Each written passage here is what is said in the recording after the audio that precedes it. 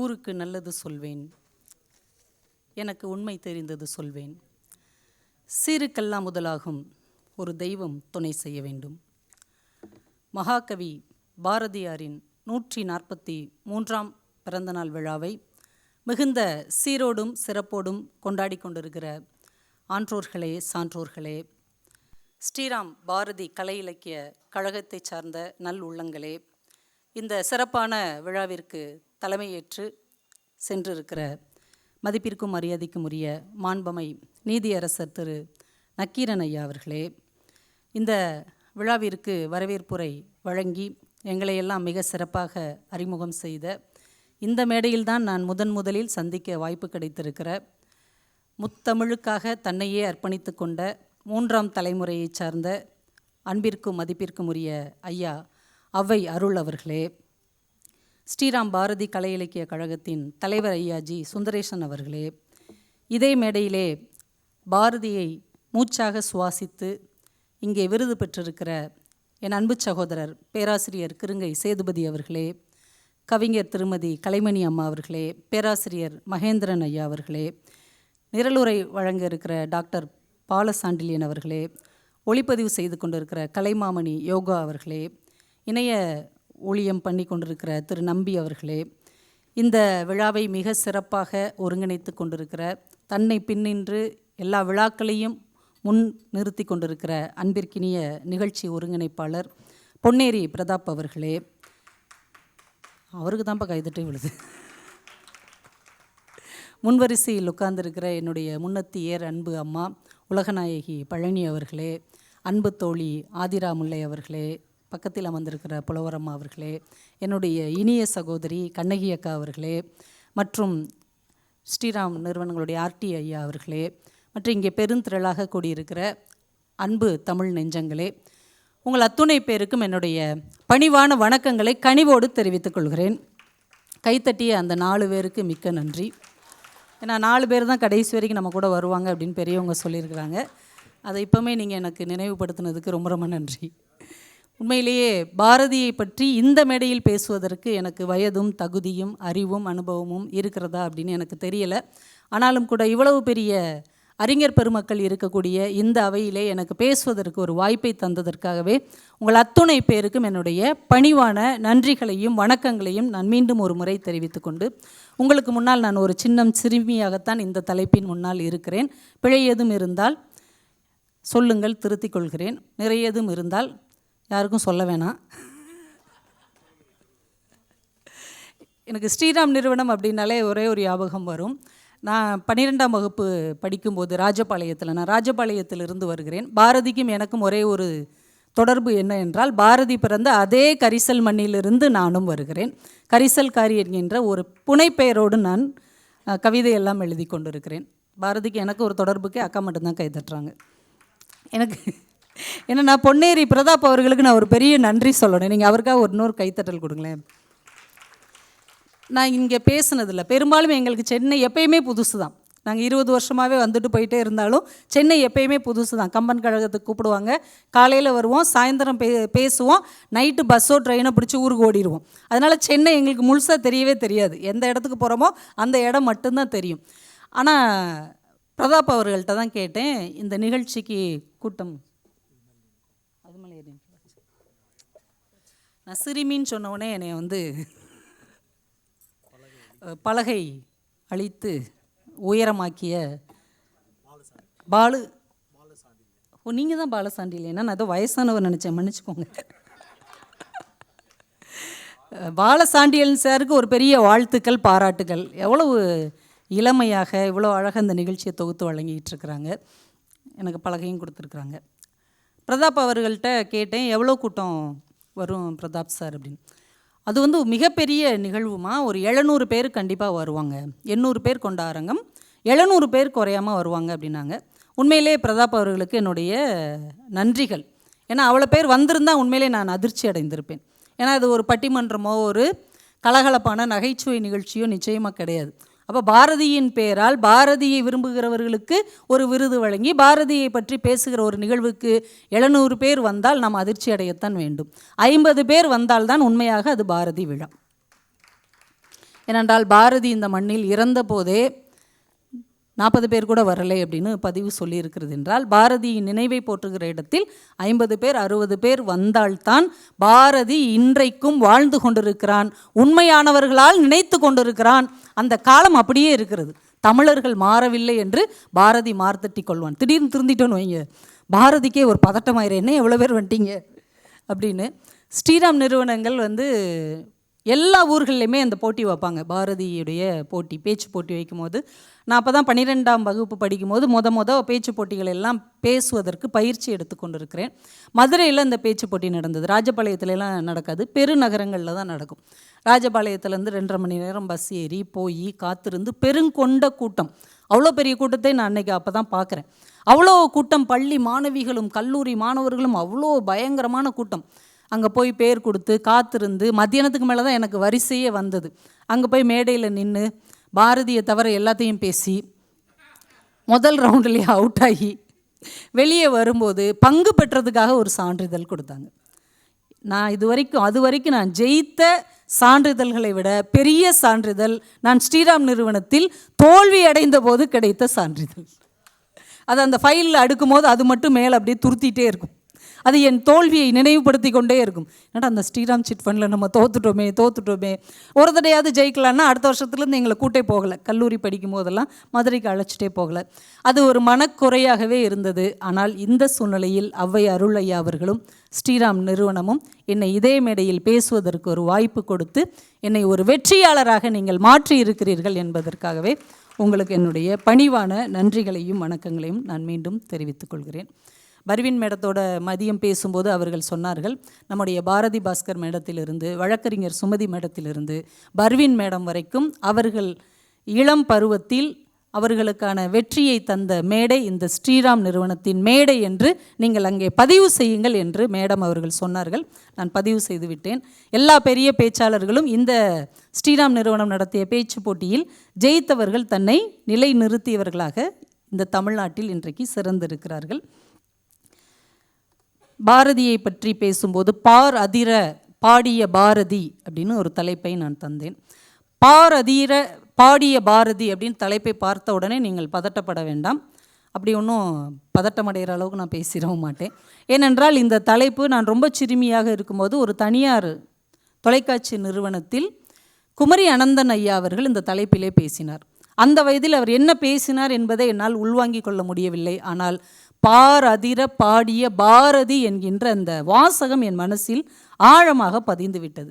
தொடக்கமும் பாருங்க பாரதி, இந்த தலைப்பின் நிறைவும் பாருங்க பாரதி. ஒரு கவிதை என்பது, தமிழின் இலக்கியம் என்பது, தமிழ்நாட்டின் வரலாறு என்பது பாரதியில் தொடங்கி பாரதியில் நிறைவு பெறுகிறது என்கின்ற ஒரு அழகியல் உவமையாக அந்த தலைப்பை என்னால் பார்க்க முடிந்தது. அதனால் அதே தலைப்பை பாரதிர பாடிய பாரதி என்கின்ற தலைப்பை நான் இங்கேயும் கொடுத்திருக்கிறேன். காலந்தோறும் கவிஞர்களும் கலைஞர்களும் இந்த உலகம் முழுக்க தோன்றிக்கொண்டே இருக்கிறார்கள். தன் சிந்தனைகளை, தங்கள் ஆற்றல்களை எழுத்துக்களாக, கவிதைகளாக, இலக்கியங்களாக இந்த மண்ணுக்கு தந்து இந்த பூமியை புதுப்பித்து கொண்டே இருக்கிறார்கள். ஆனால் பல 100 கவிஞர்கள் காலத்தின் ஓட்டத்தில் காகித படகுகளாக காணாமல் போயிருக்கிறார்கள். ஆனால் பாரதி போன்ற ஒரு சில கவிஞர்கள் கலைஞர்கள் மட்டும்தான் காலத்தின் ஓட்டத்தை வென்று கலங்கரை விளக்கமாகவே தான் வாழ்ந்த சமூகத்திற்கு ஒளி தந்து இன்னும் சுடர்விட்டு கொண்டிருக்கிறார்கள் என்றால், அப்படி ஒரு தலைமை வாய்ந்த, ஒரு தலைமை நிறைந்த, ஒரு ஆளுமை நிறைந்த ஒரு இலக்கியவாதியை, ஒரு கவிஞனை, ஒரு மிகச்சிறந்தவனை இந்த மேடையில் பேசுவதில் மிக்க மகிழ்ச்சி அடைகிறேன். பாரதி நம்முடைய தமிழுக்கு எவ்வளவு முக்கியம், தமிழுக்கு பாரதி எவ்வளவு முக்கியம் என்று இந்த 2 கேள்விகளையும் முன்னால் வைத்தால், இந்த தமிழ் கடந்து வந்த இலக்கிய பாதையை, நம்முடைய மொழி கடந்து வந்த 20 நூற்றாண்டு வரலாறை ஒரு பருந்து பார்வை நாம் பார்த்தால், பாரதி இந்த மொழிக்கு எவ்வளவு முக்கியம், இந்த மொழி பாரதிக்கு எவ்வளவு முக்கியம் என்பதை நாம் ஓரளவு அறிந்து கொள்ள முடியும். 1ஆம் நூற்றாண்டு, இப்போ நீங்கள் எல்லாருமே டைம் மிஷினில் உட்காந்துருக்குறீங்க. கால எந்திரத்தில் உங்கள் எல்லாரையும் ஏற்றியாச்சு. 1ஆம் நூற்றாண்டு, கிபி 127ஆம் ஆண்டு. தமிழ் மக்களுடைய மொத்த மக்கள் தொகையே 47 லட்சம் தான். 45லேருந்து ஒரு 50 லட்சத்துக்குள்ளே தான் தமிழ் மக்களுடைய மக்கள் தொகை இருக்கிறது. அந்த காலகட்டத்தில் முதல் நூற்றாண்டிலேயே புகழ் எனில் உயிரும் கொடுக்குவர், பழி எனில் உயிர் உலகோடு வரினும் கொள்ளலர் என்று புகழுக்காக தன் உயிரையே தருவோம் என்று சொன்ன ஒரு தமிழை முதல் நூற்றாண்டு இந்த மண்ணில் சந்தித்தது. சங்கத்தமிழ், அது தங்கத்தமிழ். கிபி 2ஆம் நூற்றாண்டு அந்நிய ஆதிக்கம் முகம் காட்டத் தொடங்கிய ஒரு நூற்றாண்டு. அந்த சூழலில் இன்னா செய்தாரை ஒருத்தல் அவர் நாண நன்னயம் செய்துவிடல் என்று வள்ளுவரை எழுத வைத்து தன்னை வளப்படுத்தி கொண்டது நம்முடைய வண்ணத்தமிழ்.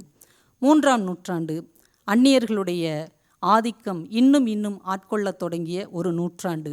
அந்த சூழலிலும் இளங்கோவை அரசியல் பிழைத்தோருக்கு அறம் கூற்றாகும், உரைசால் பத்தினியை உயர்ந்தோர் ஏற்றுவர், ஊழ்வினை உறுத்து வந்து ஊட்டும் என்று எழுத வைத்து தன் இதயத்தை இன்னும் ஒருபடி உயர்த்தி கொண்டது நம்முடைய இணையத்தமிழ்.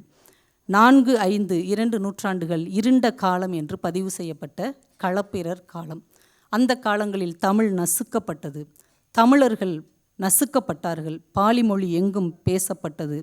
அந்த சூழ்நிலையிலும் கல்வி கரையில கற்பவர் நாள் சில என்று நாலடியாரும் ஏலாதியும் சிறுபஞ்ச மூலமும் கொண்டு தன்னை தக்க வைத்து கொண்டது நம்முடைய தனித்தமிழ். 6ஆம் நூற்றாண்டு பல்லவர் ஆட்சி காலம் இந்த மண்ணில் ஒளிவிடத் தொடங்கிய ஒரு நூற்றாண்டு. சமணமும் பௌத்தமும் தன்னை உயிர்ப்பித்து கொண்ட ஒரு நூற்றாண்டு. அந்த சூழலில் தேடி கண்டுகொண்டேன் திருமாலோடு நான்முகனும் தேடி தேடனா தேவனை என்னுள்ளே தேடி கண்டுகொண்டேன் என்று அப்பரை எழுத வைத்து அழகு பார்த்து கொண்டது நம்முடைய அன்னை தமிழ். 7ஆம் நூற்றாண்டு சமணர் ஆதிக்கம் புகுந்த ஒரு நூற்றாண்டு. நன்று உடையானை தீயது இல்லானை நரை வெள்ளேறு ஒன்று உடையானை உமையொரு பாகம் உடையானை சென்று அடையாத திருவுடையானை சிராப்பள்ளி குன்று உடையானை கூற என்னுள்ளம் குளிருமே என்று சம்பந்தப் பெருமானின் குரலில் சம்ஹாரமாய் ஒலித்தது நம் சந்தத்தமிழ். 8ஆம் நூற்றாண்டு சைவமும் வைணவமும் கைகுலுக்கி கொண்டு ஊஞ்சல் ஆடி கழித்த ஒரு நூற்றாண்டு. நம சிவாய வாழ்க நாதன் தாழ் வாழ்க என்று மாணிக்க வாசகரையும் கற்பூரம் நாருமோ கமலப்பூ நாருமோ திருப்பவள செவ்வாய்தான் தித்தித்து இருக்குமோ என்று ஆண்டாளின் காதுகளில் சங்கில் காதல் பாடியது நம்முடைய கன்னித்தமிழ். 9ஆம் நூற்றாண்டு சோழ நாட்டை சொந்தம் கொண்டாடி தன்னை கொஞ்சம் கொஞ்சமாக வளர்த்து கொண்டது நம்முடைய நற்றமிழ். 10ஆம் நூற்றாண்டு கலிங்கத்து பரணியும் நலவெண்பாவும் பாட வைத்து பரணி கொட்டி முழக்கியது நம்முடைய பைந்தமிழ். 11ஆம் நூற்றாண்டு மூவர் உலாவும் நன்னூலும் எழுந்து தன்னுடைய தரத்தை உயர்த்தி கொண்டது நம்முடைய தாய்த்தமிழ். 12ஆம் நூற்றாண்டு எங்கும் போர், ஓயாத ஓலம், அணையாத நெருப்பு, வடியாத இரத்தம். இந்த போர்க்களச் சூழலிலும் யாரோடும் பகை கொள்ளலன் என்ற பின் போர் ஒடுங்கும் புகழ் ஒடுங்காது என்று கம்பனை எழுத வைத்து கம்பீரமாய் எழுந்து நின்றது நம்முடைய கர்வத்தமிழ். அதற்கடுத்து 13ஆம் நூற்றாண்டு சோழ அரசின் கடைசி மூச்சு ஓயத் தொடங்கிய ஒரு காலகட்டம். ஒன்றே குலம் ஒருவனே தேவன் என்று திருமூலரின் எழுத்துக்களில் மந்திரமாய் ஒலித்தது நம்முடைய மணித்தமிழ். 14ஆம் நூற்றாண்டு மாலிகாபருடைய படையெடுப்பால் தமிழர்கள் பயந்து போய் கொத்து கொத்தாய் தற்கொலை செய்து கொண்டார்கள். தமிழர்கள் தற்கொலை செய்து கொண்டாலும் கூட தமிழ் தற்கொலை செய்து கொள்ளவில்லை. நட்டகல்லும் பேசுமோ நாதன் உள் இருக்கையில் சுட்ட சட்டுவம் அறியுமோ கரிச்சுவை என்று சித்தர்களின் குரலில் சிலிர்த்து எழுந்தது நம்முடைய சிங்கத்தமிழ். 15ஆம் நூற்றாண்டு ஸ்ரீவில்லிபுத்தாரின் உயிரில் புகுந்து உணர்வில் கலந்து பாரதமாய் மகாபாரதமாய் பறந்து விரிந்து எழுந்தது நம்முடைய பாசத்தமிழ். 16ஆம் நூற்றாண்டு தேம்ஸ் நதிக்கரையில் முதல் நாடகத்தை ஷேக்ஸ்பியர் அரங்கேற்றி கொண்டிருந்த போது தாமிரபரணி நதிக்கரையில் மேலகரத்தில் திரிகுட ராசப்ப கவிராயரின் கைகளால் குற்றால குறவஞ்சி கட்டி சலங்கை கட்டி ஆடியது நம்முடைய அன்பு தமிழ். 17ஆம் நூற்றாண்டு மராட்டிய ஆட்சி காலத்தில் எல்லோரும் இன்புற்றிருக்க நினைப்பதுவே அல்லாமல் வேறொன்று அறியேன் பராபரமே என்று நம்முடைய தாய்மானவரின் குரலில் சாந்தம் பேசியது நம்முடைய சந்தனத்தமிழ். 18ஆம் நூற்றாண்டு அஸ்தமனமே இல்லை என்று மார்தட்டி கொண்ட ஆங்கிலேயர்களுடைய ஆட்சி காலத்திலும் சிற்றிலக்கியங்களாய் கட்டளை கலித்துறைகளாய் யமகம் திரிபுகளாய் மன்னர் அவையிலும் மடாலயங்களிலும் மறைந்து மறைந்து தன் உயிரை காத்து கொண்டே வந்து தன் உயிரின் கடைசி மூச்சியை இறுக பற்றி கொண்டே வந்த தமிழ் யாரிடம் தன்னை ஒப்படைத்தால் தான் மீண்டும் எழுச்சி பெறுவோமோ அவனை தேடி கண்டுபிடித்து எட்டயபுரத்து எரிமலை கவிஞன் பாரதியின் முண்டாசுக்கு மேல் ஏறி நின்று அச்சமில்லை அச்சமில்லை அச்சமென்பதில்லையே என்று ஓங்காரமாய் ஒலித்தது நம்முடைய அன்னை தமிழ் என்றால் இத்தனை நூற்றாண்டுக்கு பின்னால் பாரதியின் கைகளில் தமிழ் வந்த பிறகுதான் அது புதிய தமிழாக, புதிய சிந்தனை பெற்ற ஒரு தமிழாக, புதிய ஆளுமை மிக்க தமிழாக அது மாறியது. அதனால்தான் பாரதிதாசன் சொன்னான், தமிழால் பாரதி தகுதி பெற்றதும் பாரதியால் தமிழ் தகுதி பெற்றதும் என்று பாடினான். இத்தனை நூற்றாண்டு கடந்து பாரதியின் கைகளில் தவழத்தான் இந்த தமிழ் தவம் செய்திருக்கிறது. தமிழுக்காக பாரதி தவம் செய்திருக்கிறான். பாரதி எட்டயபுரத்துக்கு பக்கத்தில் இருக்கிற, திருநெல்வேலிக்கு பக்கத்தில் இருக்கிற 17 கிலோமீட்டருக்கு அப்பால் இருக்கிற சீவலப்பேரி அப்படிங்கிற ஊர் தான் பாரதியினுடைய பூர்வீகம். அங்கே சத்திரம் சுப்பையா அப்படிங்கிறவருக்கும் பாகிரதி அம்மாள் அப்படிங்கிறவங்களுக்கும் 2வது மகனாக பிறந்தவர் சின்னசாமி ஐயர், பாரதியுடைய அப்பா.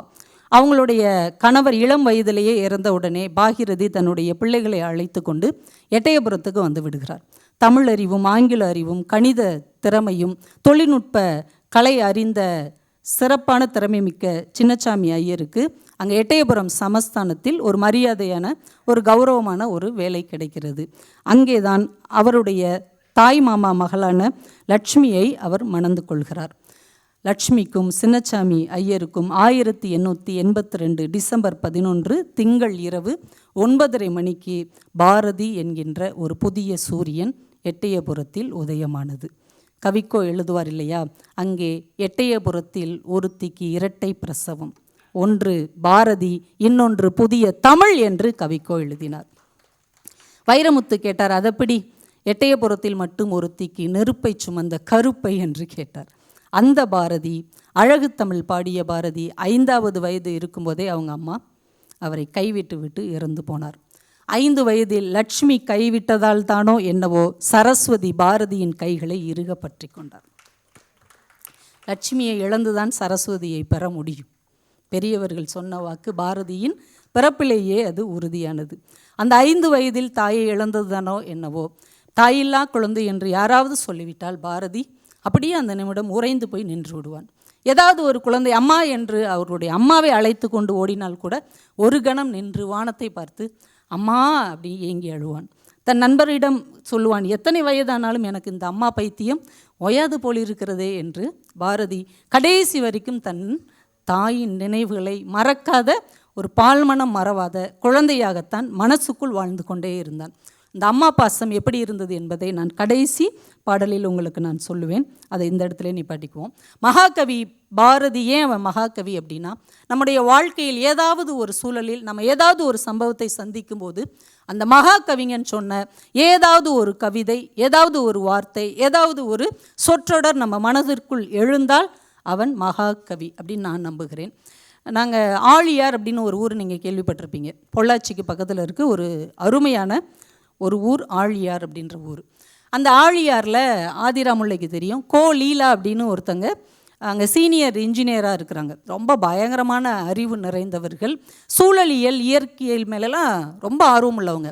மறை நீர் அப்படின்னு ஒரு சிறப்பான சூழலியல் பற்றிய புத்தகம் எழுதியிருக்கிறாங்க. நிறைய ஜென் கவிதைகளையும் ஆய்வு செய்து புத்தகம் போட்டிருக்கிறாங்க. ரொம்ப அறிவில் சிறந்தவர்கள். நான் ஒரு முறை ஆழியாருக்கு வேறு ஒரு வேலையாக அங்கே உள்ள வேதாத்ரி மகரிஷி அதில் மாணவர்களுக்கு ஒரு பயிற்சி வகுப்பு எடுக்கிறதுக்கு நான் போயிருந்தேன். ஒரு நாள் எனக்கு இருந்தது, நீங்கள் ஓய்வாக இருக்கிறீங்களா, வர்றீங்களா, அப்பர் ஆழியார் போவோம் அப்படின்னாங்க. ஏன் அப்பர் ஆழியாரில் அப்படி என்ன விசேஷம் அப்படின்னு. இது நாங்கள் கூப்பிட்டு போனால் தான் நீங்கள் வர முடியும், எல்லா பொதுமக்களுக்கும் அனுமதி கிடையாது. அதிகாரிகள் வரும்போது போகிறதுக்கு தான் வாய்ப்பு இருக்குது. ரொம்ப அடர்ந்த காடு மேலே இருக்குது, எல்லாருக்கும் அனுமதி கிடைக்காது. வாய்ப்பு கிடைச்சா நீங்கள் வாங்க, உங்களுக்கு நல்ல ஒரு அனுபவமாக இருக்கும் அப்படின்னாங்க. சரி, ரொம்ப இவங்களோட போகும்போது நிறைய அறிவையும் நமக்கு கிடைக்குமே நல்லவர்களோட போகும்போதுன்ட்டு அவங்களோட சேர்ந்து ஒரு ஜீப் இருக்கும் இல்லையா, அரசு அதிகாரிகளுக்குன்னு, அந்த ஜீப்பில் ஏறி போகிறோம். அப்பர் ஆழியார் அப்படியே அடர்ந்த ஒரு காட்டுக்குள்ளே அப்படியே வளைஞ்சி நெளிஞ்சி அந்த பாதை போகுது. போகும்போதெல்லாம் அவங்களுடைய அலுவலகம் ஒவ்வொரு இடத்துலையும் இருக்குது. அங்கே சின்ன சின்ன இதெல்லாம் இருக்கும்போது அவங்க ஒவ்வொரு இடத்தையும் காட்டுறாங்க. அந்த அந்த நெளிஞ்சு போயிருக்கு இல்லையா, அதில் போன வாரம் யானை வந்து தட்டிட்டு போயிடுச்சு. இந்த காரில் நம்மால் பேக் சைடு தட்டி விட்டார், இந்த ஜீப்பை இடிச்சிட்டாரு. எல்லா அலுவலகமும் அந்த கைப்பிடி இல்லாமல், இல்லைன்னா முன்னாடி உள்ள முகப்பு இல்லாமல், அந்த அலுவலகத்தின் பெயர் இருக்கிற போர்டு இல்லாமல் தான் எல்லா அலுவலகமுமே இருந்தது. ஸ்ட்ராங்காக கட்டப்பட்ட அரசு அலுவலகங்கள் எல்லாத்தையுமே யானை தோசம் பண்ணிட்டு போயிருக்குது. எனக்கு ஆச்சரியமாக இருந்தது, இந்த இடத்துலலாம் இவங்க எப்படி பணியாற்றுகிறார்கள் அப்படின்னு. கொஞ்சம் நேரம் போயிடுச்சு, 2-3 மணி நேரம் மேலே போனோடனே எனக்கு ஒரு டீ சாப்பிடணும் போல் இருக்குது, இதுக்கெலாம் வாய்ப்பே இங்கே கிடைக்காதில்ல அப்படின்னு. யார் சொன்னா, பாருங்கள் அங்கே மேலே ஒரு கடை இருக்குது அப்படின்னு சொல்லி கூப்பிட்டு போனாங்க.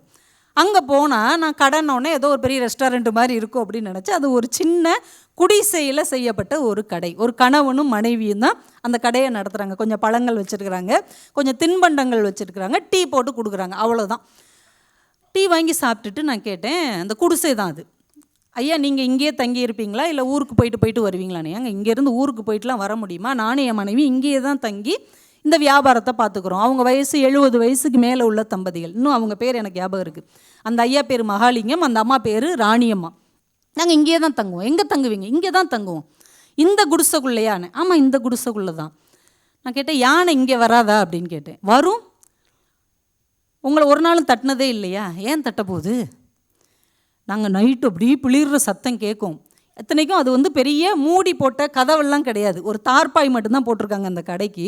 அதை விலக்கி வாழைப்பழம் இருந்தால் அதை எடுத்து சாப்பிடுமா, சாப்பிட்டுட்டு ஒரு பிளிரல் கொடுத்துட்டு போயிடுமா.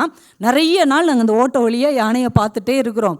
என் மனைவி கூட கேட்பா, என்னைக்காவது ஒரு நாள் ஓங்கி ஒரு மிதிச்சிச்சுன்னா நம்ம கதை இன்னைக்கோட க்ளோஸ் அப்படின்னு சொல்லுவா. ஆனால் 20 வருஷத்துக்கு மேலே ஆயிடுச்சு, ஒரு நாளும் அந்த யானை எங்களை தொந்தரவே செய்யவில்லை அப்படின்னார். ஸ்ட்ராங்காக கட்டப்பட்ட அலுவலகங்களை மோதி தள்ளுகிற யானை, அங்கே நிற்கிற ஜீப்பை உடைக்கிற யானை, எது வச்சுருந்தாலும் உடச்சி தூக்கி போட்டு செல்லுகிற ஒரு யானை. ரொம்ப எளிதாக லேசாக அது உரசிட்டு போனாலே போதும், அந்த குடிசை சோழி முடிஞ்சுது. ஆனால் 20 வருஷமாக எந்த பாதிப்பும் இல்லாமல் தினம் யானையோடைய குரலை அவங்க கேட்குறாங்க. அங்கே வராமல் இல்லை, யானை வருது. வாழைப்பழம் இருந்தால் எது சாப்பிடுது, இல்லைனா அது பாட்டுக்கு தன் வழியில் போயிடுது. எனக்கு ரொம்ப ஆச்சரியமாக இருந்தது. இது என்ன ரொம்ப வினோதமாக இருக்குதே, ரொம்ப விசித்திரமாக இருக்கிறதே அப்படின்னு நான் யோசித்த போது, அன்றைக்கு சும்மா தற்செயலாக ஊருக்கு வந்த பிறகு நான் பாரதியாருடைய ஒரு புத்தகத்தை எடுத்து புரட்டினேன். அதிலே ஒரு கவிதை, வசன கவிதை எழுதியிருக்கிறார். பிழைத்த தென்னந்தோப்பு. சிறிய திட்டையிலே உளதோர் தென்னஞ்சிறுதோப்பு, வறியவன் உடைமை அதனை வாயு பொடிக்கவில்லை.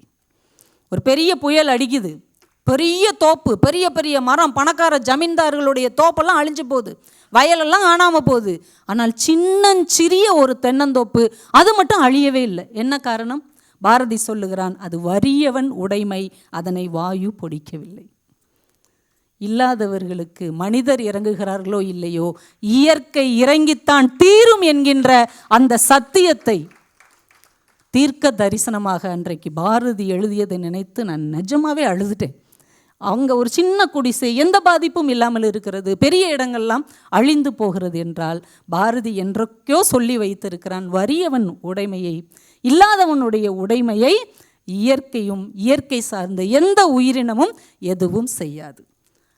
அப்போ மனிதர்கள் தான் இல்லாதவனுடைய உடைமையையும் எடுக்க பார்ப்பார்களே ஒழிய, இயற்கை ரொம்ப நல்லது என்பதை இவ்வளவு எளிமையாக இவ்வளவு அழகாக பாரதி சொன்னதைப் போல வேறு யாராவது சொல்லியிருப்பார்களா என்று எனக்கு நிச்சயமாக தெரியவில்லை. அந்த சம்பவம் இன்றைக்கி என் மனசுக்குள்ளே அப்படியே ஆழமாக இருக்குது. நாம் உண்மையாக இருந்தால், நம்ம எளியவர்களாக இருந்தால் கூட நமக்குரியது நமக்கு நிச்சயமாக கிடைக்கும் என்கின்ற ஒரு வாழ்க்கை பாடத்தை பாரதி எனக்கு கற்றுக் கொடுத்துருக்கிறார். அதே மாதிரி பாரதியுடைய சில மனிதர்களை அவன் கொண்டாடுவான். தான் வாழும் காலத்தில் வாழ்ந்தவங்க, தான் வாழும் காலத்தில் இறந்து போனவங்க, அவங்களுக்கெல்லாம் அஞ்சலியெல்லாம் சொல்லும்போது சிலது ரொம்ப ஆச்சரியமாக இருந்தது. ரவிவர்மா அவர்களை பற்றி ஒரு பாடல் எழுதியிருக்கிறான். அப்போ அவர் இறந்து போயிருக்கிறார். ரவிவர்மா யாருன்னு உங்களுக்கு தெரியும் இல்லையா? கேரளாவை சேர்ந்த ஓவியர் ராஜா ரவிவர்மா. கிட்டத்தட்ட நம்ம இன்றைக்கி வழிபாடு செய்கிற எல்லா சாமியுமே அவர் தான் ஓவியமாக வரைஞ்சிருக்கிறார். நிறைய பேர் அதை ஃபோட்டோன்னு நினச்சிக்கிட்டாங்க பிள்ளைங்க. இந்த ஃபோட்டோ நல்லா எடுத்திருக்காங்களே, நீ நம்ம வானத்துக்கு போய் ஃபோட்டோ எடுத்துகிட்டு வந்த மாதிரி. இல்லைம்மா, இது ஓவியம் தான். ஓவியமா அப்படின்னு. அந்த ஓவியங்களை எல்லாம் ராஜா ரவிவர்மா அவர்கள் தான் வரைந்தார். அதில் ஒரு சுவையான சம்பவம் நான் ஒன்று படித்தேன். அது நிறைய பள்ளிக்கூடத்தில் நான் அது பதிவு செஞ்சேன். திருமகளாகிய லட்சுமியுடைய ஓவியமும் அவர் தான் வரைஞ்சார், சரஸ்வதி ஓவியமும் அவர் தான் வரைஞ்சார். ரெண்டுக்கும் ஒரே ஒரு சின்ன வித்தியாசம் உண்டு. திருமகளாகிய லட்சுமி ஓவியத்தில் எப்படி இருக்கும்னா, அவங்க ஒரு செந்தாமரையில் செம்பட்டு உடுத்தி சமணம் போட்டு உட்காந்துருப்பாங்க, அவங்க கால்கள் வெளியே தெரியாது. ஆனால் கலைமகளாகிய சரஸ்வதியை ஒரு வெண் தாமரையில் வெண்பட்டு உடுத்தி கால் மேலே கால் போட்டு உட்காந்துருக்கிற மாதிரி வரைஞ்சி வச்சுருக்கிறார். 2 பேருமே பெண் தெய்வங்கள் தான், 2 பேருமே வழிபாட்டுக்கு உரியவங்க தான். ஏன் உட்கார்ந்துருக்கிற விதத்தில் இப்படி ஒரு வேறுபாடுன்னு கேட்டபோது ராஜா ரவிவர்மா சிரித்து கொண்டே சொன்னாராம், செல்வம் படைத்தவன் எப்போதும் அடக்கமாக இருக்க வேண்டும், கல்வி கற்றவன் எப்போதும் கம்பீரமாக இருக்க வேண்டும் என்பதற்காகத்தான் அந்த ஓவியத்தில் அப்படி ஒரு வித்தியாசத்தை வரைஞ்சினாராம். அப்படிப்பட்ட ஒரு மிகச்சிறந்த ஓவியர் ரவிவர்மா இறந்து போகிறார். அந்த நேரத்தில் அவருக்கு ஒரு தனிப்பாடல் பாரதி எழுதுகிறார். அரம்பை ஊர்வசி போலுள்ள அமர மெல்லியார் செவ்வி திறம்பட வகுத்த எம்மான் செய்தொழில் ஒப்பு நோக்க விரும்பியே கொல்லாம் என்று விண்ணுலகடைந்து விட்டாய். இவர் ஏன் விண்ணுலகத்துக்கு போனாராம்? இந்த ஊர்வசி மேனகை இவங்களெல்லாம் இவர் தானே வரைஞ்சார். நாம் வரைஞ்சபடி அவங்க இருக்காங்களான்றதை செக் பண்ண போனாராம். அவர் இறந்து அங்கே போகலை. நம்ம இங்கே உட்காந்து எல்லாரையும் வரைஞ்சிட்டோம், வரைஞ்சதெல்லாம் சரியாக இருக்கா இல்லையா அப்படின்னு ஒப்பு நோக்க விரும்பியே கொல்லாம் என்று விண்ணுலக அடைந்து விட்டாய். நம்ம வரைஞ்சபடி எல்லாம் கரெக்டாக அதே மாதிரி இருக்கிறாங்களா அப்படிங்கிறதுக்காகவே அதை பார்ப்பதற்கு அவர்கள் சென்றிருக்கிறார் என்று அவர் சொன்னது ரொம்ப ஆச்சரியமாக இருந்தது. எவ்வளோ ஒரு நுட்பம் பாருங்களேன், ஒரு ஓவியருக்கு சொல்லுகிற ஒரு அழகான ஒரு இது. கலைஞர் அவர்கள்ட்ட அப்படி தான் எம்எஸ் அம்மா இறந்த போது சொல்லியிருக்கிறாங்க. எம்எஸ் அம்மா இறந்துட்டாங்கன்னு சொன்ன உடனே சொன்னாராம், காற்றினிலே வந்த கீதம் காற்றினிலே கரைந்து விட்டது. சில பிறவி கலைஞர்களுக்குத்தான் அந்த அந்த சொன்ன உடனே இப்படி ஒரு வாசகம் பளிச்சென்று உதிக்கும். பாரதிக்கு அப்படி ஒரு விஷயம் உதித்திருக்கிறது. அதே மாதிரி இன்னும் ஒரு 3 பேரை பற்றி நம்ம தமிழ்நாடு ரொம்ப அதிகமாக கேள்விப்படாத ஒரு 3 பேரை பற்றி பாரதி பதிவு செய்திருக்கிறார். பாரத தேவியின் அடிமை அப்படின்னு ஒரு பாடலில் பாரதி பதிவு செய்திருக்கிறார். தான் யாருக்குமே அடிமை இல்லை, யாரும் யாருக்குமே அடிமையாக இருக்கக்கூடாது என்று சொன்ன பாரதி இந்த பாடலில் சொல்கிறாரு, அந்நியர் தமக்கு அடிமை அல்லவே, நான் அந்நியர் தமக்கு அடிமை அல்லவே அப்படின்னு சொல்லிட்டு யார் யாருக்கெல்லாம் தான் அடிமை அப்படின்னு சொல்கிறார். நம்ம சுந்தரர் சொன்னார் இல்லையா, யார் யாருக்கெல்லாம் நான் பணிகிறேன் அப்படின்னு சொன்ன மாதிரி பாரதி திலகருக்கு நான் ஒரு அடிமைக்காரன். நம்ம எல்லாருக்குமே தெரியும், தேசிய விடுதலையில் பாரதி தன்னுடைய குருவாக திலகரை ஏற்றுக்கொண்டிருக்கிறான். அப்போ அவருக்கு அடிமைக்காரன்னு சொல்கிறான். இன்னும் 3 பேரை நம்ம தமிழ்நாட்டுக்கு அவன் அறிமுகப்படுத்துகிறான். வெய்ய சிறைக்குள்ளே புன்னகையோடு போம் ஐயன் பூபேந்திரனுக்கு அடிமைக்காரன். பூபேந்திரன் அப்படிங்கிற வார்த்தை அடுத்த தலைமுறைக்கு யாருக்குமே தெரியாது. அவங்களுக்கெல்லாம் பகத்சிங், குதிராம் போஸ் இந்த 1-2 பேரோட அவங்க வரலாறு முடிஞ்சு போச்சு அப்படின்னு நினச்சிட்டாங்க, இந்தியாவுடைய சுதந்திர வரலாறு. ஆனால் பாரதி இது மறந்துவிடக்கூடாது என்பதற்காக தன்னுடைய கவிதையில் பதிவு செய்கிறான். யுகாந்தர் அப்படின்னு ஒரு பத்திரிகை. பூபேந்திரன் யார் அப்படின்னா சுவாமி விவேகானந்தருடைய சொந்த தம்பி. அவர் ஒரு சுதந்திர போராட்ட வீரர். பார்த்தீங்களா, இப்போ தான் நம்மளுக்கே இதை படித்ததுக்கு அப்புறம் தான் நமக்கே தெரியுது. யுகாந்தர் அப்படிங்கிற ஒரு பத்திரிகையை அவர் நடத்தி வருகிறார். அந்த பத்திரிகையின் மூலமாக சுதந்திர எழுச்சியை மக்களுக்குள்ளே ஊற்றுறார். எல்லாரும் எப்படி கொலை வெறி கொண்டு கையில் ஆயுதம் எடுத்து வந்தாவது இந்த ஆங்கிலேயர்களை அழித்து விட வேண்டும் என்கின்ற ஒரு வேட்கை வரும் மாதிரி, வீறு கொண்டு எழுகிற மாதிரி அவர் தொடர்ந்து எழுதி கொண்டே இருக்கிறார். இப்படி இவர் எழுத எழுத இளைஞர்கள் எல்லாம் அப்படியே புரட்சிக்கு ஆளாகிறார்கள். எல்லாம் அப்படியே தீவிரவாதிகளாக மாற துணிகிறார்கள். உடனே ஆங்கில அரசாங்கம் அவங்களுக்கு ராஜதேச துரோகம் அப்படின்னு அவர் மேலே ஒரு வழக்கு போட்டு அவரை கொண்டு வந்து நீதிமன்றத்தில் நிறுத்துகிறார்கள். இதை பற்றி நீங்கள் என்ன சொல்கிறீங்க அப்படின்னு. அவர் தயங்கவே இல்லை. நான் ஆங்கில அரசாங்கத்திற்கு எதிராகத்தான் எழுதினேன், இது என்னுடைய கடமை, என் தாய்நாட்டுக்கு நான் செய்ய வேண்டிய ஒரு கடமையாகத்தான் நினைத்து நான் எழுதினேன், இதற்கு மேல் நான் உங்களுக்கு பதில் சொல்ல வேண்டிய அவசியம் இல்லை, எனக்கு விருப்பமும் இல்லைன்ட்டார். அப்போ நீதிமன்றத்துக்கு எவ்வளோ எரிச்சலாக இருக்கும். அவங்க ரொம்ப கோவப்பட்டு நீதிமன்றத்தை அவர் அவமதித்து விட்டதாக அவருக்கு ஓராண்டு சிறை தண்டனை தருகிறார்கள். எந்த கவலையும் இல்லாமல் வெளியே வருகிறார். அவர் கைகளை பற்ற வந்த போலீஸ்காரங்க கையை அப்படியே உதறிட்டு யாரும் தொடாதீங்கன்னு கம்பீரமாக அந்த போலீஸ் லாரிக்கு மேலே ஏறி சுற்றி நின்ற தன்னை நேசிக்கிற தன் ஜனக்கூட்டத்தை பார்த்து சிரித்து கொண்டே வணக்கம் சொல்லிவிட்டு அந்த போலீஸ் லாரியில் ஏறி அவர் போகிறார்.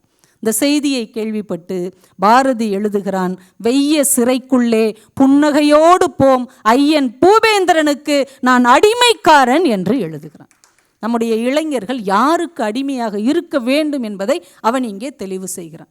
நம்ம இளைஞர்களில் மொத்தமே 3 வகையில் நீங்கள் முடிச்சிடலாம். ஒன்று சினிமாக்காரங்களுக்கு அடிமை, இல்லை அரசியல்வாதிகளுக்கு அடிமை, என்னென்னா கிரிக்கெட் வீரர்களுக்கு அடிமை. இன்றைக்கி T20 ஏதோ நடந்துட்டுருக்குன்னு நினைக்கிறேன். இன்னும் கொஞ்சம் நேரத்தில் எந்திரிச்சு எல்லாம் கிளம்புனாலும் கிளம்பிடலாம். இன்றைக்கி இல்லை, அதான் ஐயா உட்காந்துருக்குறீங்க. இந்த 3ல் ஒதுக்கலாம். இல்லைன்னா தனக்கு தானே அடிமை. மீதி உள்ள இளைஞர்கள்லாம் அவங்களே அவங்கள ரீல்ஸ் எடுத்துக்குவாங்க, அவங்களே அவங்கள செல்ஃபி எடுத்து போட்டுக்கிடுவாங்க, அவங்களே அவங்க ஒரு யூடியூப் நடத்தி அவங்களே பார்த்துக்குவாங்க.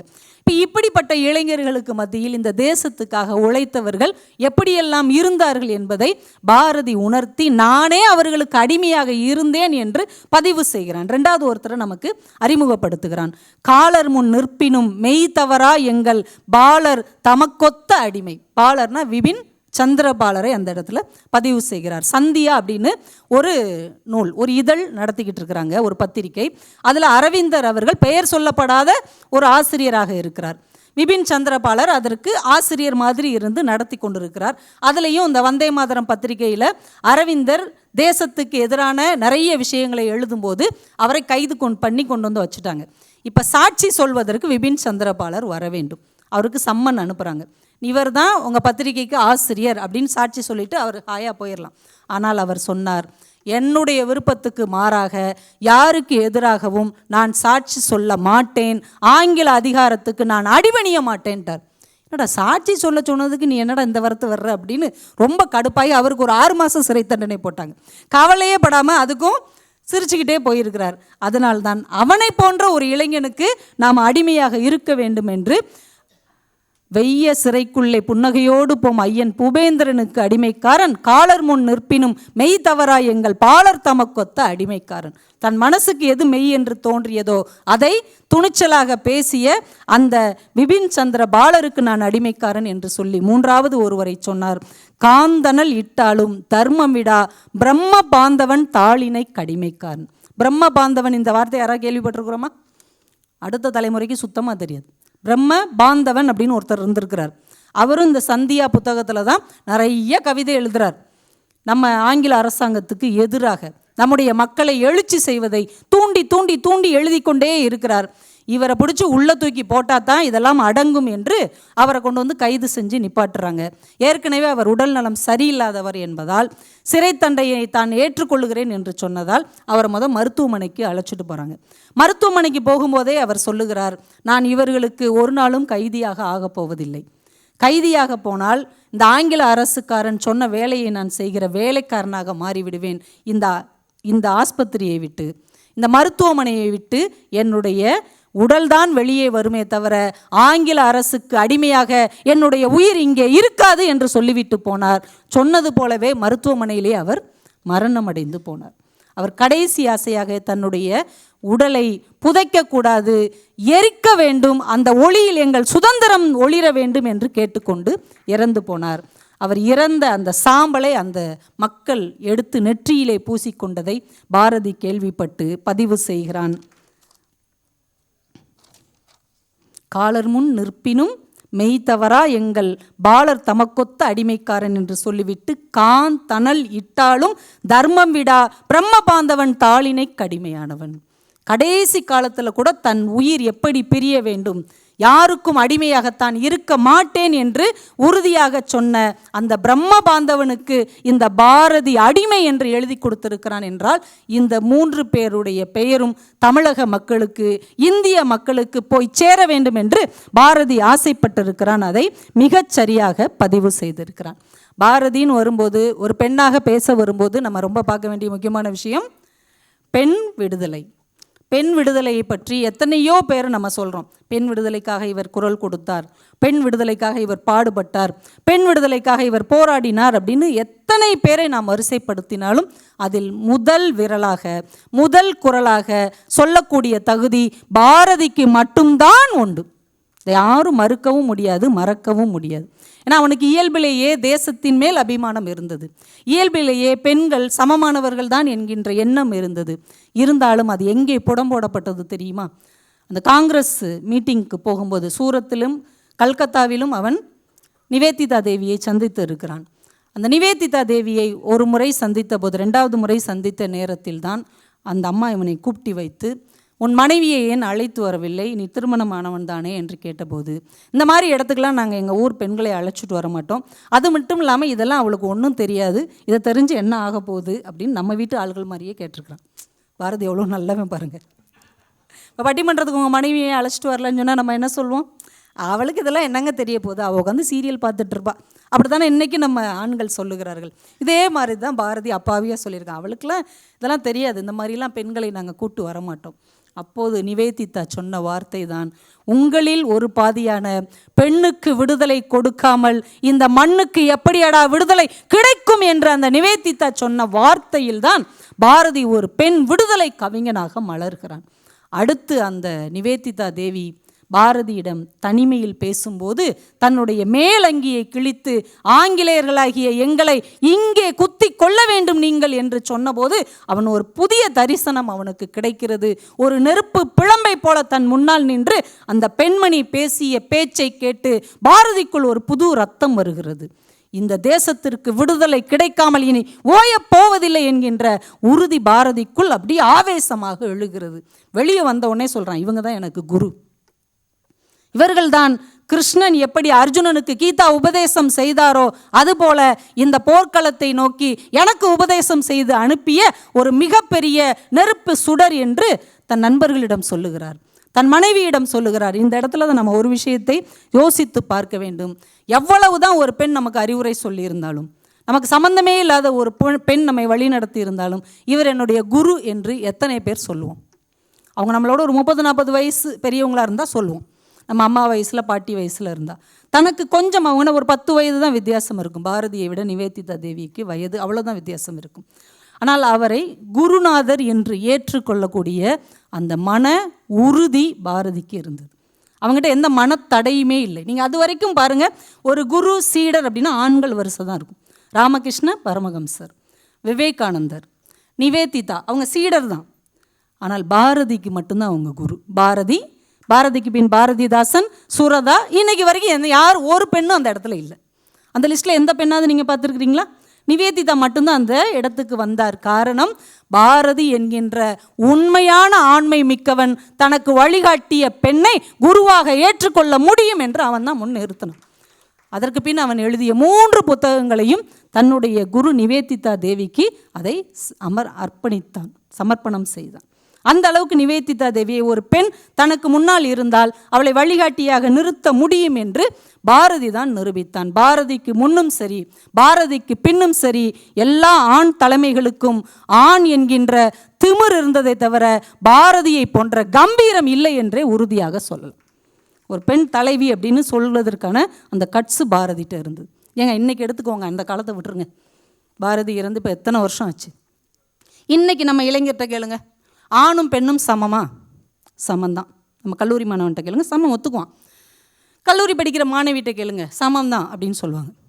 அதே இளைஞன் சாயந்தரம் கிளம்பி போகிறான், பைக்கில் போகிறார் தலைவர், காதில் ஏதோ மொபைல் ஃபோன் வச்சு பேசிக்கிட்டே போகிறார். அதுக்கு தான் நிறைய இருந்துருச்சு. அவர் 50 கிலோமீட்டர் வேகத்தில் தான் போகிறார். ஏன்னா பாட்டு கேட்டுட்டோ இல்லை யார்கிட்டயோ பேசிக்கிட்டே போகிறார். பின்னாடி ஒரு ஸ்கூட்டியோ ஒரு ஆக்டிவாவோ அது 60 கிலோமீட்டரில் வருது.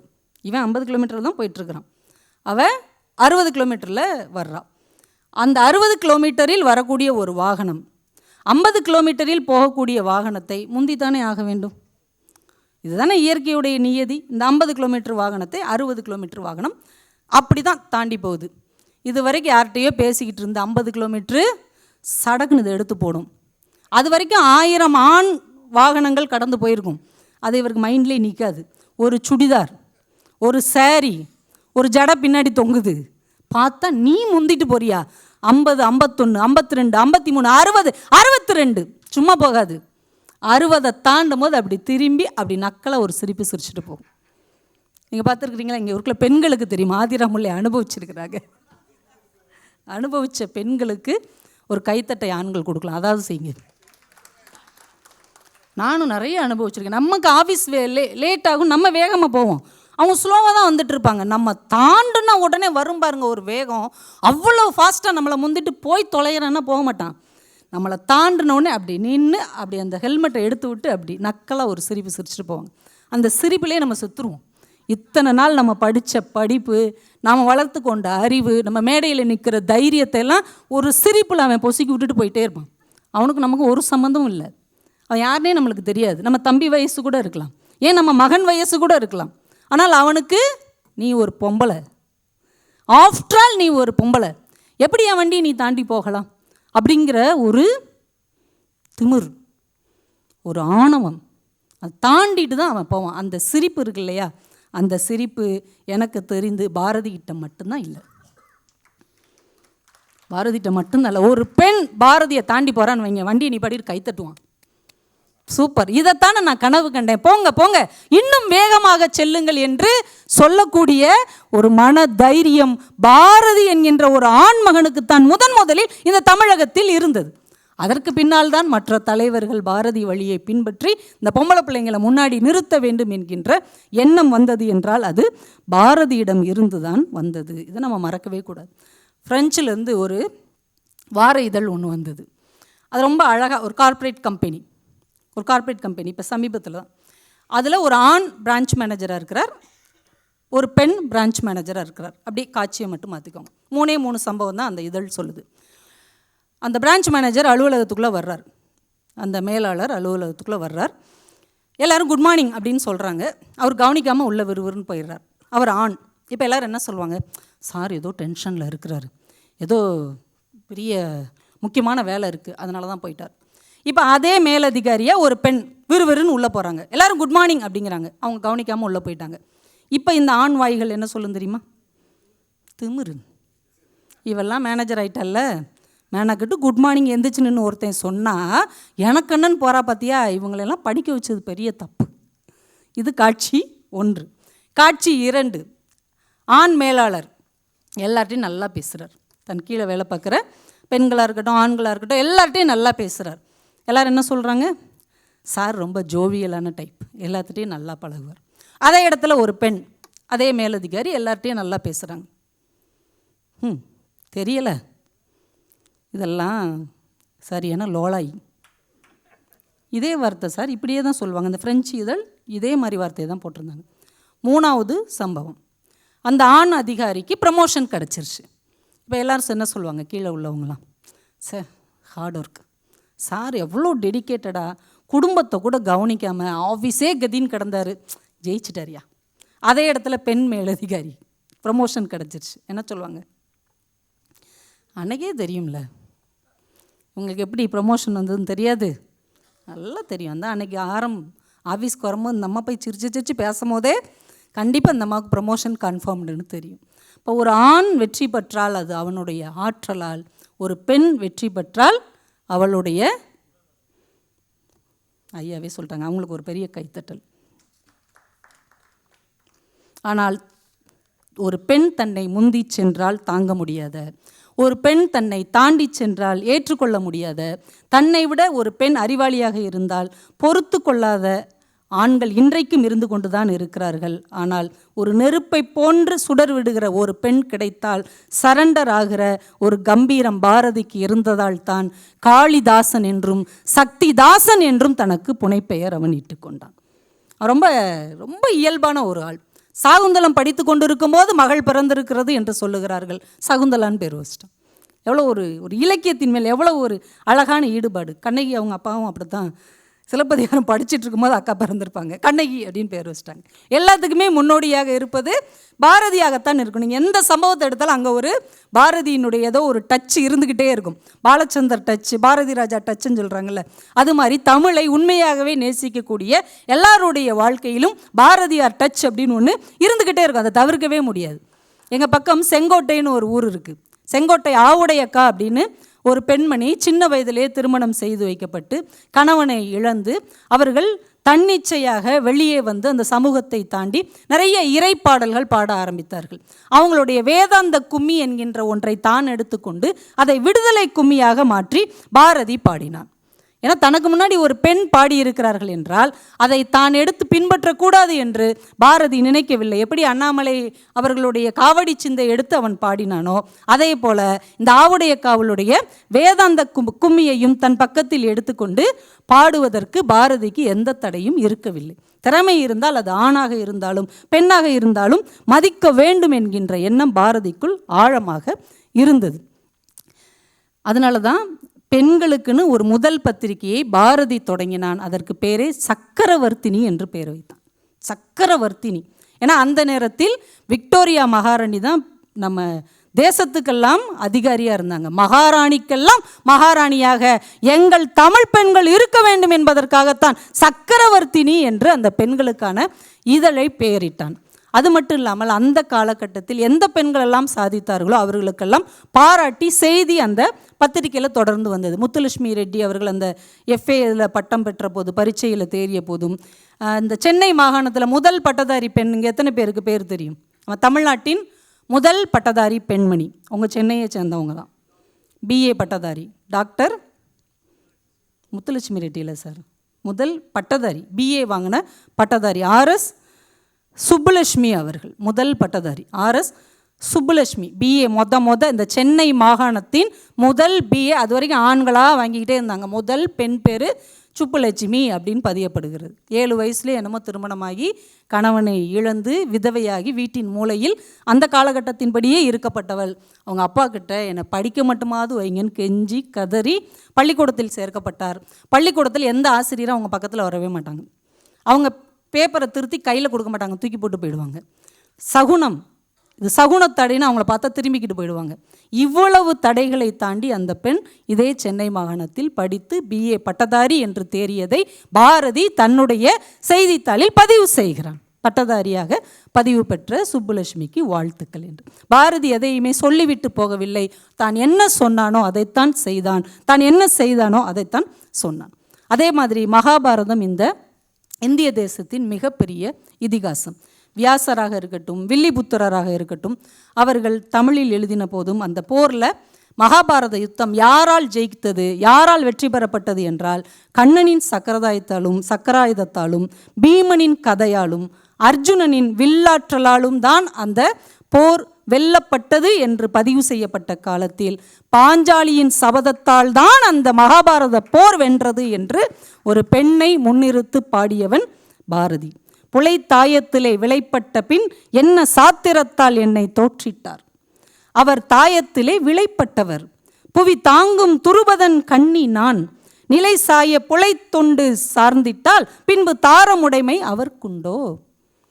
வில்லிபுத்திராருடைய பாஞ்சாலி ஒரே ஒரு கேள்வி தான் கேட்டா, என்னை தோற்று பின் தன்னை தோற்றாரா, தன்னை தோற்று பின் என்னை தோற்றாரா. ஆனால் இந்த பாஞ்சாலி ரொம்ப பயங்கரமான ஆள். ஏன்னா இது பாரதியின் பாஞ்சாலி. அவள் கேட்குறா, அவன் தான் தோத்துட்டான்ல, அவன் தான் விலைக்கு போயிட்டான்ல, என்ன சாத்திரத்தில் என்னை அவன் தோத்தான். எவ்வளோ பெரிய கேள்வி பாருங்கள். என்ன சாத்திரம், என்ன விதத்தில் அவன் என்னைய தோத்தான். அவன் தாயத்தில் விலைப்பட்டவர். நான் யார் தெரியுமா? அவன் மனைவி கிடையாது. தோத்ததுக்கப்புறம் அவனுக்கு என்னையா மனைவி? நான் புவி தாங்கும் துருபதன் கண்ணி, நான் துருபதனுக்கு மகள். இன்றைக்கி எத்தனை பிள்ளைகள் என்னுடைய கணவன் சரியில்லாவிட்டால் நான் அப்பாவுடைய மகள் என்று கம்பீரமாக சொல்ல முடிகிறது. ஆனால் அன்னைக்கு பாஞ்சாலி கம்பீரமாக சொன்னால், கணவன் தன்னை விளை வைத்து இழக்கக்கூடிய சூழ்நிலை வந்தால் நான் கணவனுக்கு உரிமையானவள் அல்ல, நான் எப்போதும் போல் என் தகப்பனுக்கு மகளானவள் என்று பதிவு செய்தவள் பாரதியின் பாஞ்சாலி என்பதை நாம் மறந்துவிடக்கூடாது. பாரதிட்ட இன்னொரு பெரிய அழகு என்ன தெரியுமா? இன்றைக்கி ஒரு பெரிய கேள்வி ஓடிக்கிட்டு இருக்குது. இன்றைக்கி பெண்கள் வேக வேகமாக முன்னேறி வந்துட்டுருக்கோம். இவங்களை எங்கே கொண்டு போய் நிப்பாட்டுறதுன்னு தெரியல. மூத்த தலைமுறை, நடுத்தர வயது தலைமுறை எல்லாம் அடுத்த தலைமுறை பெண்களை பார்த்து ரொம்ப பயப்படுறாங்க. ஏன்னா புரட்சி அப்படிங்கிற பேரில், பெண்ணியம் அப்படிங்கிற பேரில் ஈஸியாக வீட்டை உடச்சிட்டு வெளியில் வந்துடுறோம். நாங்கள் ஒரு கேள்வி கணவன் கேட்டுறக்கூடாது. நீ என்னை கேள்வி கேட்குறது? நான் படிச்சிருக்கிறேன், எனக்கு வேலை இருக்குது, நான் சம்பாதிக்கிறேன், உன்னை சார்ந்து நான் இல்லை, படக்குன்னு வெளியில் ஓடி வந்துடலாம். இதுதான் புரட்சி, இதுதான் பெண்ணியம். ஆனால் புரட்சி, பெண் புரட்சி பேசிய பாரதி என்ன சொல்கிறான் தெரியுமா? கும்மி பாடல்ல, காதல் ஒருவனை கைப்பிடித்து அவன் காரியம் யாவினும் கை கொடுத்து மாதர் அறங்கள் பழமையை காட்டிலும் மாற்றி பெறச் செய்து வாழ்வோம் அடி. பெண்களே சொல்வது போல பாரதி சொல்கிறான். பழமை அறங்கள் என்கின்ற வார்த்தையை இங்கே பாரதி தேர்வு செய்திருக்கிறான். நீங்கள் யோசித்து பாருங்கள். பழமை என்பது வேறு, பழசு என்பது வேறு. நம்ம காலில் போட்டிருக்கிற செப்பல் இருக்கு இல்லையா, இது ரொம்ப நாள் யூஸ் பண்ணோம்னா தேஞ்சு போயிடும், அது பழசாயிடும். அது என்ன செய்யலாம்? தூக்கி எறிஞ்சிடலாம். இந்த கால் அதை விட பழசு தானே. செருப்பாவது 2 வருஷம்தான் இருக்கும் நம்மக்கிட்ட. கால் பிறந்ததுலேருந்து இருக்குது, 40 வருஷமாக இருக்குது. இது அதை விட பழசு. அதை தூக்கி எறிஞ்சிட முடியுமா? விலங்குகளை கலட்டி எறியலாம், கால்களை கலட்டி எறிய முடியுமா? பாரதி ரொம்ப தெளிவாக சொல்லுகிறான்.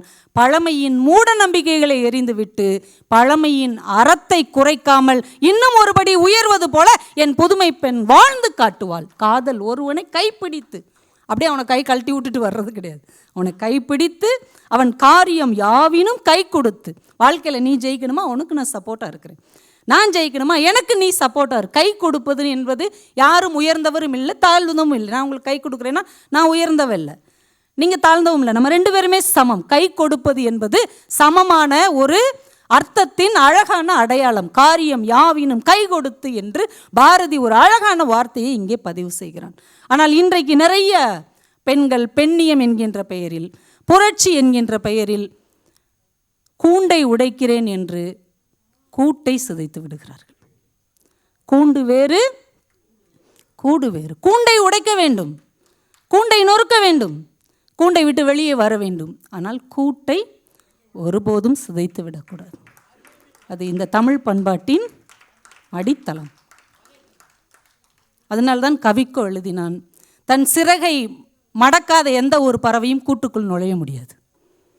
பறவைக்கு தான் கூடு, ஆனால் சிறகை மடக்கவே மாட்டேன்னு சொல்லி ஒரு பறவை நின்றுச்சுன்னா அது கூட்டுக்குள்ளே வர முடியுமா? படிப்பு உன்னுடைய சிறகு, வேலை உன்னுடைய சிறகு, சம்பளம் உன்னுடைய சிறகு, பதவி உன்னுடைய சிறகு. ஆனால் கூட்டுக்குள் வரும்போது சிறகை மடைச்சிட்டு தான் உள்ளே வரணும். அது ஆணாக இருந்தாலும் சரி, பெண்ணாக இருந்தாலும் சரி. அதுதான் பாரதியினுடைய பார்வை. ஆண் என்ன செய்தாலும் அதை நானும் செய்வேன் என்பதல்ல பெண்ணியம். ஆனால் சாதிக்க முடியாததையும் ஒரு பெண் சாதித்து காட்ட முடியும் என்பதுதான் பெண்ணியம். இதை பாரதி அழுத்தம் திருத்தமாக இந்த தமிழ் மண்ணுக்கு கற்றுக் கொடுத்திருக்கிறான். பாரதி ஏன் இன்றைக்கும் தேவை என்றால் இதற்காகத்தான் பாரதி இன்றைக்கும் தேவையாக இருக்கிறான். இப்படிப்பட்ட ஒரு புதுமை பெண்ணை, புரட்சி பெண்ணை உருவாக்குறதுக்கு அவன் ரொம்ப யோசிக்கிறான். இதை டக்குன்னு ஒரு 20 வயசு பொண்ணுக்கிட்ட சொன்னால் கேட்பாளா? அப்போ அவளை எங்கேருந்து தயார்படுத்தணும்? சின்ன பிள்ளையிலேருந்தே தயார்படுத்துகிறார். ஓடி விளையாடு பாப்பா. பொம்பளை பிள்ளைனா உன்னை கூட்டு போய் உள்ளே உட்காந்து வச்சுருவாங்க. ஏஜ் அட்டன் பண்ணிவிட்டு நீ சின்ன பிள்ளை, ரொம்ப வீக்காக இருக்கிறேன்னு வீட்டுக்குள்ளே உட்கார வைப்பாங்க. உட்காராத, ஓடி விளையாடு பாப்பா, நீ ஓய்ந்திருக்கல் ஆகாது பாப்பா, சும்மா ஒரு இடத்துல உட்காராத பாப்பா, ஓடி விளையாண்டுக்கிட்டே இரு, கூடி விளையாடு பாப்பா. பெண்களுக்குன்னே எப்பயுமே ஒரு கம்ப்ளைண்ட் உண்டு தெரியுமா? பெண்கள் எப்பயுமே ஒன்றும் சேர மாட்டாங்க, பெண்களுக்குள்ள ஒற்றுமையே இருக்காது, ஒருத்தங்க ஜெயிச்சா இன்னொருத்தங்க சப்போர்ட் பண்ண மாட்டாங்க அப்படின்னு பெண்களுக்கு ஒரு பெரிய குறை இன்னைக்கு வரைக்கும் உண்டு. அது பெண்களின் குறை அல்ல, ஆண்களின் தந்திரம். இப்படி சொல்லி இவங்களை பிரித்து விட்டுட்டோம்னா இதுக்கு ஒன்று சேராதுங்க. பெண்கள் ஒன்று சேர்ந்து விட்டால் ஆண்கள் ஒன்றுமெல்லாம் போயிடுவாங்க. அதனால் இது காலம் காலமாக மாமியாருக்கும் மருமகளுக்கும் ஆகாது, நாத்தனாருக்கும் மருமகளுக்கு ஆகாது, அக்காவுக்கு தங்கச்சிக்கும் 5 பவுன் நகையில் சண்டை வந்துடும் அப்படின்னு சொல்லுகிற அண்ணன் தம்பி தான் கோர்ட்டில் போய் நிற்பாங்க 5 ஏக்கர் நிலத்துக்காக. பெண்கள் கூட விட்டு கொடுத்து போவார்கள். ஆனால் பேர் பூரா பெண்கள் ஒற்றுமையாக இருக்க மாட்டாங்க. அதை பாரதி உடைக்கிறான். கூடி விளையாடு பாப்பா, ஒரு குழந்தையை வையாதே பாப்பா. உங்களில் ஒருத்தி அப்படி தான் இருப்பா, ஏதாவது ஏழ்ரை பண்ணிக்கிட்டே இருப்பா, ஏதாவது குடைச்சல் பண்ணிக்கிட்டே இருப்பா, வையாத, அவளையும் கூட சேர்த்துக்கோ. குலத்தாழ்ச்சி உயர்ச்சி சொல்லல் பாவம், சாதிகள் இல்லையடி பாப்பா. ஏன் அதை தம்பிக்கு சொல்ல வேண்டியதானே? அவன் தான் பேருக்கு பின்னாடி ஜாதி பேரை போட்டுட்டு தானே இருக்கிறான். ஜாதி பேரை போடாத இனம் பெண்ணினம் மட்டும்தான். இப்போ உங்களுக்கு எனக்கும் ஜாதி பேர் கிடையாது. ஆனால் இங்கே ஆண்கள் பத்திரிக்கை அடிக்கும்போது டொங்கின்னு போட்டுக்குருவாங்க. ஆனால் பெண்கள் போட மாட்டார்கள் என்பதால் தான் இவங்க மூலமாக தான் அவர்களை திருத்த முடியும் என்று பாரதி நம்பி இருக்கிறான். ஜாதிகள் இல்லையடி பாப்பா, குல தாழ்ச்சி உயர்ச்சி சொல்லல் பாவம். குல தாழ்ச்சி சொல்லல் பாவம்னு சொன்னால் அவன் சராசரி கவிஞன். குல தாழ்ச்சி உயர்ச்சி சொல்லல் பாவம். நான் குலத்தில் தாழ்ந்தவன், நீ தாழ்ந்த ஜாதி அப்படின்னு சொன்னால் பாவம். நான் உயர்ந்த ஜாதி என்று சொன்னாலும் பாவம். யாராவது யோசித்துருக்குறாங்களா? இதுக்கெல்லாம் கைத்தட்டலாம், நீங்கள் தப்பு கிடையாது.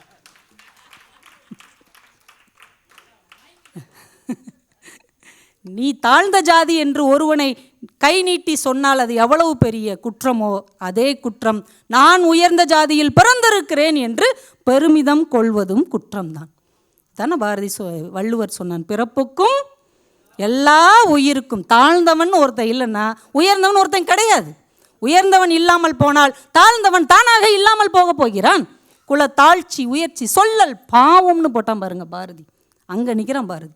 குல தாழ்ச்சி உயர்ச்சி சொல்லல் தப்பு, தவறு சொல்லியிருக்கலாம்லங்க. தப்பு செஞ்சவன் திருந்திடுவான், தவறு செஞ்சவன் தண்டிக்கப்படுவான். ஆனால் பாவம் செய்தவன் 7 ஜென்மத்துக்கும் பாவத்துக்கான தண்டனையை அனுபவிச்சே தீர்வான்னு நம்முடைய சமயம் சொல்லுகிறது. அதை பாரதி மனசில் வச்சு சொல்கிறான். என்ன சொன்னால் இவனை அடிக்கலாம், எங்கே அடித்தா எங்கே வலிக்குன்னு யோசிக்கிறான் பாருங்க. தப்புன்னு சொன்னால் செய்வான், தவறுன்னு சொன்னாலும் செய்வான், பாவம்னு சொன்னால் யோசிப்பான். நீ ஒருத்தனை பார்த்து நீ தாழ்ந்த ஜாதின்னு சொன்னாலும், நான் உயர்ந்த ஜாதி என்று பெருமை கொண்டாலும் உன் குடும்பத்துக்கு பாவம் வரப்போகுது. நீ பாவம் சேர்த்து கொண்டிருக்கிறாய். எவ்வளோ பெரிய சாபம் விட்டுருக்கான் பாருங்க. இந்த வார்த்தையை நம்ம ஒழுங்காக உள்வாங்கியிருந்தோம்னா இந்த ஜாதி திமிர், இந்த ஆணவ கொலை, இந்த கௌரவம் என்கின்ற எல்லாம் நம்மளை விட்டு போயிருக்கும். சார் ரொம்ப ஆச்சரியமான ஒரு விஷயம் இந்த பாரதிகிட்ட என்ன தெரியுமா? அவன் வெறுமனே சொல்ல மட்டும் செய்யலை, நண்பர்கள்ட்ட சொல்கிறான், என்னைக்கு என் மக தாழ்ந்த ஜாதி இளைஞன் ஒருத்தனை கூட்டு ஓடி போய் நான் சந்தோஷமாக வாழ்கிறேன்ப்பான்னு எனக்கு கடிதம் எழுதுகிறாளோ அன்றைக்குத்தான் நான் உண்மையாக மகிழ்ச்சி அடைந்த தந்தையாக இருப்பேன். இதுக்கு நம்ம கை தட்டலாம்.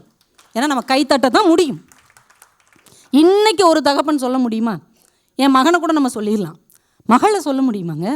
எந்த நூற்றாண்டில், எந்த காலகட்டத்தில், எந்த குலத்தில் பிறந்து பாரதி இந்த வார்த்தையை சொல்கிறான்? என்றைக்கு என் மகள் தாழ்ந்த ஜாதி இளைஞன் ஒருவனை காதலித்து ஊரை விட்டு ஓடிப்போய் எங்காவது ஒரு இடத்தில் இருந்து வாழ்ந்து கொண்டு நான் சந்தோஷமாக வாழ்கிறேன் அப்பா என்று கடிதம் அனுப்பினால் நான் மகிழ்ச்சி அடைவேன். இப்படி சொல்கிற தெனாவட்டு யாருக்காவது இன்னைக்கு இருக்குதா? இனிமேலும் இல்லை. அப்போ அதை சொன்ன பாரதி தான் அவ்வளோ பெரிய கட்சு உடையவன். அதனால தான் அவன் மகாகவி பாரதி, அதனால்தான் அவன் யுகக்கவிஞன் பாரதி என்று நம்மால் கொண்டாடப்படுகிறான் என்பதை நாம் மறந்துவிடக்கூடாது. இப்படி குழந்தைக்கு சொல்லும் போதே அவ்வளவு விஷயங்களை சொன்ன பாரதி ஆன்மீகத்தை அவ்வளவு அழகாக பதிவு செய்திருக்கிறார். குள்ளச்சாமியார்னு ஒருத்தரை ஆன்மீக தேடலுக்கு அவனுக்கு ஒரு குருவாக இருக்கிறார். குரு தரிசனம்களை சொல்கிறார். பாண்டிச்சேரியில் அவர் இருக்கும்போது ஒரு குள்ளச்சாமியார் ஒரு அழுக்கு மூட்டையை தூக்கிட்டு அப்படியே வர்றார். பாரதி கேட்குறான், என்னைய அழுக்கு மூட்டையை சுமந்துட்டு போகிற? டக்குன்னு ஒரு கேள்வி கேட்டான், நீ உள்ளே சுமக்கிற, நான் வெளியில் சுமக்கிறேன். நீ உள்ள 1000 அழுக்கை சுமந்து கொண்டு அழைகிறாய், நான் வெளியில் தானே சுமந்துட்டு அழைகிறேன். அந்த ஒற்றை வார்த்தையில் பாரதிக்குள் ஒரு ஆன்மீக தரிசனம் கிடைக்கிறது. அவர் கையை பிடிக்கிறதுக்கு போகிறான், அவர் ஓடுறார், பின்னாடியே ஓடுறான். எவ்வளோ காமெடியாக இருக்குது பாருங்கள். ஒரு மகா கவிஞன் பாண்டிச்சேரியில் அவனே இங்கேருந்து பயந்து போய் உட்காந்து தன்னுடைய புத்தக வெளியீடெல்லாம் கொண்டு வரணும்னு பத்திரிக்கை எழுதிக்கிட்டு பாடாப்பட்டுட்டு இருக்கிறான். அங்கே உட்காந்து இந்த குள்ளச்சாமியார் ஓடுறார், நம்ம பின்னாடி ஓடுறான். அவர் ஓடி போய் ஒரு மண் சுவர்கிட்ட, ஒரு பாலடைஞ்ச ஒரு வீட்டுக்கிட்ட நிற்கிறார். அங்கே ஒரு கிணறு இருக்கிறது. உனக்கு தரிசனமாக என்ன தர முடியும் என்று பாரதி வினவிய போது அந்த குள்ளச்சாமியார் சொன்னது தான் சுவர், கிணறு, அந்த கிணத்துக்குள்ளே இருக்கிற தண்ணி, சூரியனை காட்டுறார். பாரதிக்கு சட்டென்று எல்லாம் விளங்கி விடுகிறது. இந்த ஆன்மீகம் அப்படிங்கிறத நீங்கள் பாரதியை பின்பற்றினா போதும். சூரியன் அந்த கிணத்துக்குள்ளே தெரிகிறான். பாழடைஞ்ச கிணறுங்கிறதுனால யாருமே புழக்கத்தில் இல்லை. அந்த கிணத்துக்குள்ளே அப்படியே சூரியன் தெரிகிறான். நீங்கள் சூரியன் பக்கத்தில் போக முடியுமா? சூரியனை யாராவது தொட முடியுமா? சூரியனை பக்கத்தில் பார்க்க முடியுமா? ஆனால் ஒரு பாழடைந்த கிணறு சூரியனை அப்படியே உள்வாங்கி இருக்கிறது. பாரதி நமக்கு ரொம்ப எளிமையாக சொல்லுகிறான், சலனம் இல்லாத மனது இருந்தால் சூரிய ஒளியான இறைவனை நமக்குள் கொண்டு வர முடியும். தெய்வம் உண்மை என்று தான் அறிதல் வேண்டும்னா, தெய்வம் உண்மை என்று அறிதல் வேண்டும் சொல்லியிருந்தான் சாதா கவிஞன். தெய்வம் உண்மை என்று தான் அறிதல் வேண்டும். அவன் சொன்னான், இவன் சொன்னான், இவர் சொன்னார், அவர் சொன்னாருங்கிறக்கா சாமி கும்பிடாதீங்க. நீங்கள் உணருங்க, தெய்வம் உங்களுக்குள் இருக்கிறது என்பதை நீங்கள் உணர்ந்தால் அந்த தெய்வத்தை வழிபாடு செய்யுங்கள். யார் சொன்னதையும் எடுத்துக்கிடாதீங்க. பாரதிக்கு அப்படி ஒரு தரிசனம் தான் அந்த பாழடைந்த கிணற்றில் கிடைத்தது. சலனம் இல்லாமல் ஒரு மனசு இருக்கணும்னா அந்த மனசு எப்படிங்க இருக்கணும்? சுத்தமாக இருக்கணும், பொறாமை இல்லாமல் இருக்கணும், கர்வம் இல்லாமல் இருக்கணும், அடுத்தவனை ஏமாத்தாத, பேராசை இல்லாததாக இருக்கணும். அதனால தான் கடையத்தில் இருக்கும்போது பாரதி ரொம்ப ஜாலியான ஆழ்வார். கடையத்தில் இருக்கும்போது அந்த முரசு அடிப்பாங்கள்ல, இப்போயும் கிராமத்தில் உண்டு. அவனை கூப்பிட்டு கொஞ்சம் காசு கொடுத்து எல்லாரையும் வர சொல்லு, பாரதி சாகாமல் இருப்பது எப்படி அப்படிங்கிறத உபதேசம் பண்ண போகிறான்னு சொல்லிடு. ஒன்றும் ஊரெல்லாம் முரசு அடிச்சிட்டான். ஊரே பாரதி வீட்டு வாசலில் நிற்குது. இதை கல்யாண சுந்தரனார்னு அந்த கடையத்தில் வாழ்ந்த ஒருத்தர் சொல்ல கேட்டு கணபதி ராமன்னு தென்காசி திருவள்ளுவர் கழகத்தை சேர்ந்தவர் பதிவு செய்திருக்கிறார். அவர் ரொம்ப சின்னவராக இருந்திருக்கிறார், கல்யாண சுந்தரம்ங்கிறவர். எல்லாரும் ஆசையாக ஓடி இருக்காங்க, இந்த பாரதி ஏதோ சொல்ல போகிறான் அப்படின்னு. ஊர் மக்கள்லாம் நின்றுறாங்க. திண்ணை மேலே ஏறி நின்று பாரதி சொல்லியிருக்கிறான், எல்லாரும் சாகாமல் இருப்பது எப்படி அப்படின்னு தெரிஞ்சுக்கிட வந்திருக்கிறீங்களா? ஆமாம், சாகாமல் இருப்பதற்கு நீங்கள் முதலில் உயிரோடு இருக்க வேண்டும். நீங்களெல்லாம் உயிரோடாக இருக்கிறீர்கள். உயிரோடு இருப்பவன் என்பவன் யார் தெரியுமா? அடுத்தவனுக்கு கெடுதல் செய்யாமல், அடுத்தவனிடம் அம்பு பேசாமல், முடிந்தால் அடுத்த உயிர்களுக்கு உதவி செய்கிறவன் எவனோ அவன்தான் உயிரோடு இருப்பவன். நீங்கள் ஏற்கனவே செத்து விட்டீர்கள், போங்கள் அப்படின்ட்டான். அவனை ஊரை விட்டு ஒதுக்கி வைப்பாங்களா? வைக்க மாட்டாங்களா? ஊரை விட்டு ஒதுக்கி வச்சிட்டாங்க. பாரதி தன் மனதில் என்ன நினைத்தானோ அந்த உண்மையின் ஒளியை அப்படியே தன் முன்னால் இருக்கிற மனிதர்களுக்கு அவன் பிரகாசமாய் எடுத்து உரைக்கிறான். இவ்வளவு சிறப்பான ஒரு பாரதி. ஒரு 2 செய்தி சொல்லி நிறைவு செஞ்சிடறேன். நம்ம எல்லாருமே இப்போ மோட்டிவேஷ்னல் புக்கு படிக்கிறது, மோட்டிவேஷ்னல் ஸ்பீச் கேட்குறது, மோட்டிவேஷ்னல் ஃபிலிம் பார்க்குறது அப்படிங்கிறது இன்றைக்கி ஒரு ட்ரெண்ட் ஆயிடுச்சு. ஆனால் 2 லட்சங்கள் பதிப்பு கண்ட புத்தகம், உலகத்தின் மிகப்பெரிய மோட்டிவேஷ்னல் எழுத்தாளர், யூ கேன் வின், பல கோடிகளை சந்தித்த புத்தகம் அப்படின்னு எத்தனையோ புத்தகத்தை வாங்கி நம்மளும் படித்து தான் பார்க்குறோம். இந்த மோட்டிவேஷன் ஆன மாதிரி தெரில. ஆனால் உலகத்தின் எந்த மோட்டிவேஷன் புத்தகத்தை விடவும் பாரதியின் ஒற்றை வார்த்தை நமக்கு ஊக்குவிப்பு தரும். அது என்ன வார்த்தை தெரியுமா? அச்சமில்லை அச்சமில்லை அச்சம் என்பதில்லையே, உச்சி மீது வான் இடிந்து வீழுகின்ற போதிலும் அச்சமில்லை அச்சமில்லை அச்சம் என்பதில்லை. இது அப்படியே அழகாக இருக்குது, நம்ம கேட்டுட்டு சொல்லிட்டு போயிட்டே இருப்போம். ஏன்னா அது இந்த படத்தில் கூட வந்து அமரன் படத்தில் கூட அந்த இராணுவ வீரர்கள்லாம் சேர்ந்து இந்த பாடலை பாடுவார்கள். அப்போவுமே நமக்கு அப்படியே உணர்ச்சிகரமாக இருக்கும், எப்பயோ பாரதி எழுதுனது. ஆனால் அந்த ஒற்றை வரியை நீங்கள் அப்படியே கற்பனை பண்ணி பாருங்கள். நம்ம ஒரு வெட்ட வெளியில் நின்றுட்டுருக்குறோம், இடி விழுது, நம்ம ஓடி போய் ஒரு வீட்டில் ஒளிஞ்சிக்கலாம்ல இடி விழுதுன்னா. இல்லை ஒரு மரத்தடியில் நிற்கிறோம், இடி விழுதுன்னா பக்கத்தில் ஏதாவது ஒரு பாதுகாப்பான ஒரு இடத்துல போய் நின்றுக்கலாம். எங்கே நின்னாலும் உங்களுக்கு பாதுகாப்பு கிடைக்காது. எது நம்ம மேலே வந்து விழுந்தா எங்கேயும் ஓடி ஒளிந்து தப்பித்து கொள்ள முடியாதோ அப்படிப்பட்ட ஒன்று இடிஞ்சு விழுது. எது? உச்சி மீது வானமே இடிஞ்சு விழுது. வானமே இடிஞ்சு விழுந்தால் எங்கெங்கே ஓடுறது? இந்த கட்டடம் இடிஞ்சு விழுந்தால் வெளியே ஓடலாம். வானமே இடிஞ்சு விழுந்தா இம்புடுக்காணி சுனாமிக்கே ஓடிச்சு ஒளிஞ்சவங்க தானே நம்ம. வானமே இடிஞ்சு எங்கே உழுவுது? பக்கத்து வீட்டுக்காரன் மேலே உழலை, நம்ம உச்சாந்தலையில் நச்சுன்னு உழுது. உச்சி மீது வான் இடிந்து வீழுகின்ற போதிலும் அச்சமில்லை அச்சமில்லை அச்சம் என்பதில்லை. இதை விட ஒரு மோட்டிவேஷ்னலான வார்த்தை இந்த உலகத்தில் ஏதாவது இருக்கா? உச்சந்தலையில் வானமே இடிஞ்சு விழுந்தாலும் தைரியமாடுறான். இப்படி யார் சொல்லுவா? பாரதியை போல ஒரு பாட்டனார் தான் தமிழ் பிள்ளைகளுக்கு சொல்லித்தர முடியும். அதில் 2 வார்த்தை சொல்வார் பாருங்க, அப்படியே கதுக்குன்னு இருக்கும். நச்சை கொணர்ந்து நண்பர் ஊட்டும் போதிலே. நச்சு யாருங்க ஊட்டுவா? நண்பர் வாயில் ஊட்டும் போதிலும். நண்பர்கள் நமக்கு என்ன ஊற்றுவாங்க? இது வரைக்கும் ஊட்டியிருக்காங்க, பிறந்த நாளுக்கு கேக்கு ஊட்டியிருக்காங்க. அவங்க சாப்பிட்டுட்டு இருக்கும்போது நம்ம போனால் ஒரு வாய் சோறு ஊட்டியிருப்பாங்க, அதுவே விஷம் மாதிரி தான் இருக்குன்னு வைங்க அவங்க வீட்டு சாப்பாடு. நச்சை கொண்டு வந்து நண்பர் நம்ம வாயில் ஊட்டினாலும் அச்சம் இல்லாமல் இருக்கணுமா? எவ்வளோ ஆச்சரியமான ஒரு வார்த்தை. பாரதிக்கு அப்படியெல்லாம் யாரும் துரோகிகளோ விரோதிகளோ இருந்த மாதிரி தெரியலை. அவன் சென்ற இடமெல்லாம் அவனுக்கு ஆதரிப்பதற்கு நிறைய நண்பர்கள் இருந்திருக்கிறார்கள். பாண்டிச்சேரியில் வாடகையே கொடுக்கல 4-5 மாதமாக செட்டியார் வந்திருக்கிறார். பாரதி யார் வாடகைக்கு விட்டவர் வர்றாரு. பாரதி கால் மேலே கால் போட்டு உட்காந்துருக்காரு வாடகைக்காரர். என்னமோ இவர் ஓனர் மாதிரியும் அவர் வாடகைக்கு இருக்கிறவர் மாதிரி. அவர் வந்து பாரதி, வாரும் செட்டியாரே, என்ன இந்த பக்கம்? யார் வீட்டு வாடகை 4 மாதமாக தரல. நம்ம ஓனர் வந்தால் நம்ம எங்கே தெரிச்சு ஓடுவோம். பாரதி கால் மேலே கால் போட்டு உட்காந்துட்டு, வாரும் செட்டியாரே, என்ன இந்த பக்கம்? நல்லா இருக்கிறீரா? நல்லா இருக்கிறேன். இந்த வாடகை வாங்கி பிழைக்கும் அளவுக்கு தான் உன்னுடைய நிலைமை இருக்கிறதா? நொந்துட்டார் அவர். இல்லை பாரதி, கவலைப்படாதிரும், சீக்கிரம் சுதந்திரம் வந்துவிடும். சுதந்திரம் வந்த உடனே எனக்கு அரசாங்கத்திலிருந்து செக்கு தருவார்கள். அரசாங்க கஜானாவுக்கு நான் உனக்கு செக்கு எழுதி தருகிறேன், நீ போய் அங்கே பணம் வாங்கிக்கொள். எவ்வளோ லூஸாக இருந்திருக்கான் பாருங்க பாரதி. நாட்டுக்காக உழைத்த, நாட்டுக்காக போராடிய, நாட்டுக்காக தொண்டாற்றியவர்களுக்கு நாடு பணம் தரும் நம்பியிருக்கான். நாட்டை சுரண்டியவர்களுக்கு, நாட்டை ஏமாற்றியவர்களுக்கு, நாட்டு மக்களுக்கு பொய் சொன்னவர்களுக்குத்தான் பணம் கிடைக்கும் என்று பாரதிக்கு தெரியவில்லை. பாரதி எவ்வளோ அப்பாவியாக இருந்திருக்கான் பாருங்க. நம்மளையெல்லாம் அவ்வளோ நம்பியிருக்கான். சுதந்திரத்துக்கு அப்புறம் இந்த லூசுகளும் நம்மளை மாதிரி லூசுக்களாக இருந்து நல்லவங்களாக இருப்பாங்கன்னு நம்பியிருக்கிறான். ஆனால் எவ்வளோ மோசமாக நம்ம வாழ்ந்துருக்குறோன்னு பாருங்களேன்.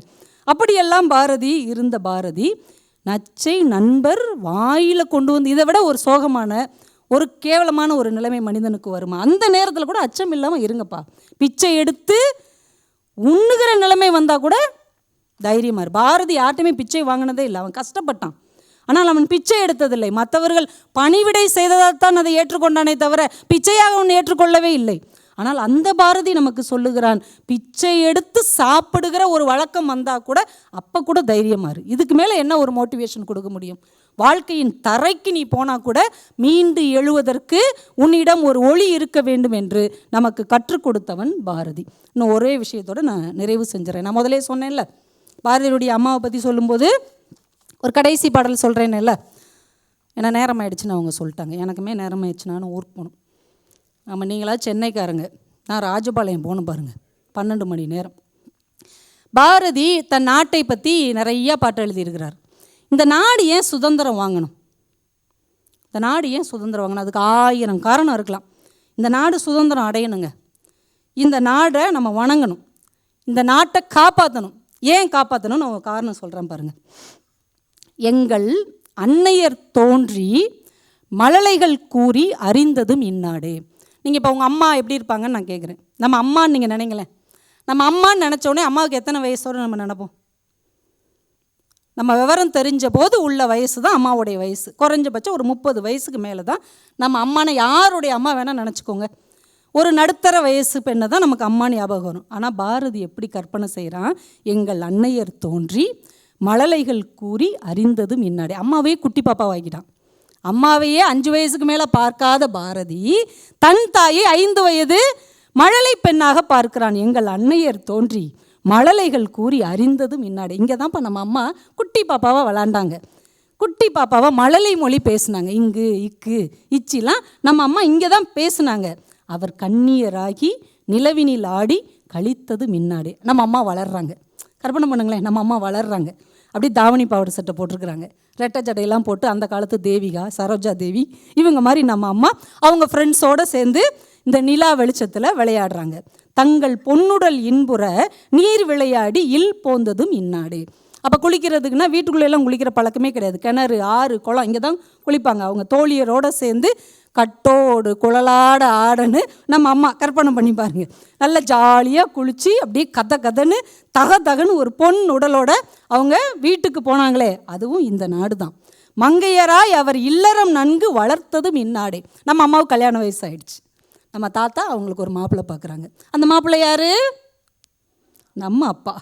நம்ம அம்மா நம்ம அப்பாவை கல்யாணம் பண்ணிக்கிறாங்க. அவர் தங்க மதலைகள் ஈன்று அமுதூட்டி தழுவியது இந்நாடு. நம்மளை பெற்று நம்மளுக்கு தாய்ப்பால் கொடுத்து நம்மளை கட்டி பிடிச்சி நம்மளை தொட்டிலில் போட்டு ஆட்டினதும் இந்த நாடு தான். மக்கள் துங்கம் உயர்ந்து வளர்கன கோயில்கள் சூழ்ந்ததும் இந்நாடு. என் பிள்ளைங்க நல்லா இருக்கணும், என் பிள்ளைங்க நல்லா படிக்கணும், என் பிள்ளைங்க நல்லபடியாக வளரணும்னு ஒவ்வொரு கோயிலாக போய் கும்பிட்டாங்க பாருங்கள். அதுவும் இந்த நாட்டில் தான். பின்னர் அங்கவர் மாய அவருடல் பூந்துகள் ஆர்ந்ததும் இந்நாடு. நம்ம அம்மா பாட்டிலாம் இறந்துடுறாங்க. அவங்கள இடுகாட்டில் வச்சு எரிக்கிறாங்க. அவங்க சாம்பலாக போகலையாம், பூந்துகளாயிட்டாங்க. பூந்துகளாக இந்த உலகம் முழுக்க, இந்த தமிழ்நாடு முழுக்க பரவி இருக்கிறாங்க. அது எங்கே? இந்த நாட்டில் தான். எங்கள் அம்மா பிறந்த நாடு, எங்கள் அம்மா வளர்ந்த நாடு, எங்கள் அம்மாவும் எங்கள் அப்பாவும் திருமணம் செய்து கொண்ட நாடு, எங்களை பெற்றெடுத்த நாடு, அவர்களுடைய பூந்துகள் என்கின்ற ஆத்மா பரவி இருக்கிற இந்நாடு. இந்த நாடை நம்ம எப்படி விட்டுட்டு போக முடியும்? அதை வந்தே மாதரம் என்று வணங்கேனோ என்று பாரதி பாடினா பார்த்தீங்களா? அந்த இடத்தில்தான் பாரதி மகா கவிஞனாக, யுக கவிஞனாக, காலம் காலமாய் நம்மை வளர்க்கிற பாரதியாக நிற்கிறான். நான் ஒன்றை சொல்லி நிறைவு செய்கிறேன். 2 பிரிவினர், இது இவருடைய மண், இது இவருடைய மண் என்று போராடுகிறார்கள். உண்மையில் சொன்னால், நியாயமாக சொன்னால், நேர்மையாக சொன்னால், இது நம்ம அம்மா மண், இது நம்ம அம்மாவுடைய அம்மா மண், இது நம்ம அப்பா மண், நம்ம பாட்டனார் மண். இதையெல்லாம் நமக்கு உணர்த்தின பாரதி மண் இந்த தமிழ் மண் என்று சொல்லி வாய்ப்புக்கு நன்றி கூறி விடைபெறுகிறேன். நன்றி, வணக்கம். இது ஒரு அருமையான உரை. ஒரு பல்கலைக்கழகத்தில் கூட இப்படி ஒரு அறக்கட்டளை உரை நடைபெறாது. அவர்களுக்கு ரொம்ப ஒரு நுணுக்கமான தலைப்பை நாங்கள் தந்தோம். அதை மிக நேர்த்தியாக ஆன்றவிந்து அடங்கிய உரை என்றால் இதுதான் அந்த செம்மாந்த உரை. அவர்களை இன்று முதல் பெருமிதமாக பேராசிரியர் கவிதா ஜவஹர் என்றே நாங்கள் வாழ்த்துகிறோம். முறையாக நன்றி உரையை நண்பர் பாலசாண்டியன் இப்பொழுது செய்வார்.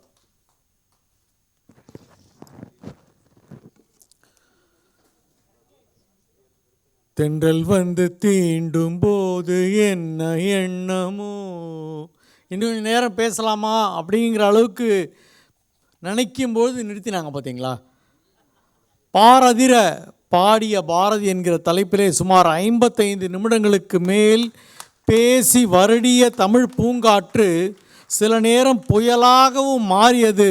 அந்த கவிதா ஜவஹர் நம்மை எல்லாம் கட்டி போட்டார் என்பதிலே ஒரு சந்தேகமும் இல்லை என்று சொல்லி அவரை மீண்டும் நாம் வாழ்த்துவோம்.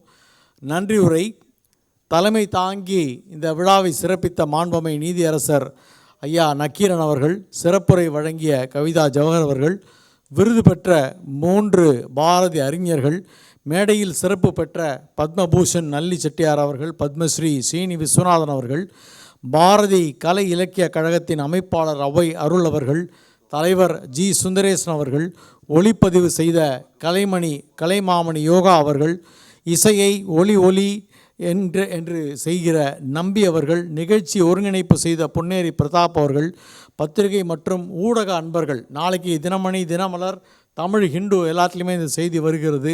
ஸ்ரீராம் நிறுவன ஊழியர்கள் இதற்காக பாடுபட்டிருக்கிறார்கள். இந்த அரங்கத்தினை சீராக நமக்கு அமைத்து கொடுத்த அன்பர்கள், திரளாக வந்து கலந்து கொண்டு இங்கே அமர்ந்திருக்கக்கூடிய நீங்கள், செல்லும் பொழுது மறக்காமல் ஔவையின் தமிழ் அமுது நூலை பெற்று செல்லுங்கள். அனைவருக்குமே ஸ்ரீராம் பாரதி கலை இலக்கிய கழகத்தின் சார்பாக நாங்கள் நன்றி என்று சொல்லி இந்த விழாவை நிறைவு செய்கிறோம். நாட்டு வாழ்த்து.